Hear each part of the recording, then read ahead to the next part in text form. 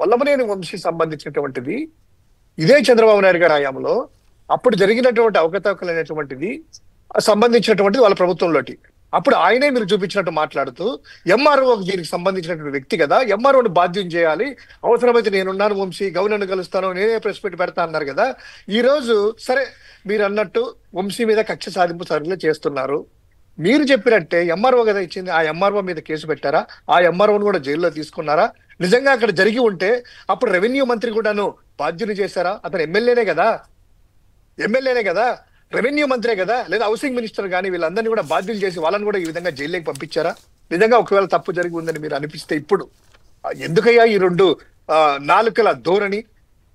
So ఈ ఒక వ్యక్తి మీద కక్ష కట్టి, ఇందాక కృష్ణరాజు గారు చెప్పినట్లు ఆ ప్రైవేట్ ఆసుపత్రుల్లో కూడాను కొంతమంది డాక్టర్లు ఆ రెడ్ బుక్ రాజ్యాంగానికి భయపడేసేసి వైద్యం చేయడానికి ముందుకు రాలేదు. అదేవిధంగా నిన్న డాక్టర్లు కూడాను ఇంత సివియర్ గా బాధపడతా ఉంటే ఏదో మందులు రాయిచ్చాము, మాకు ఎక్విప్మెంట్ లేవు, పంపించాము. ఎంత నిర్లక్ష్యంగా ఒక డాక్టర్ల బాధ్యత ఉండి ఒక మనిషిని ఏ విధంగా పరిస్థితుల్లో వచ్చినా కూడాను మనిషి ప్రాణాలను కాపాడాల్సినటువంటి దేవుడి రూపంలో ఉన్నటువంటి డాక్టర్లు కూడాను ఎర్రబుక్కు రాజ్యాంగానికి భయపడో, లేకపోతే వ్యక్తి మీద కక్ష కట్టో, లేదా ఒక పార్టీకి కొమ్ముగాసో ఇలాంటి చర్యలు ఉన్న రోజులు ఈ ఈ రాజ్యం బాగుపడదు సార్. రాజ్యం బాగుపడదు, వాళ్ళు కూడా బాగుపడరు. సో ఇది ఒక అంశము.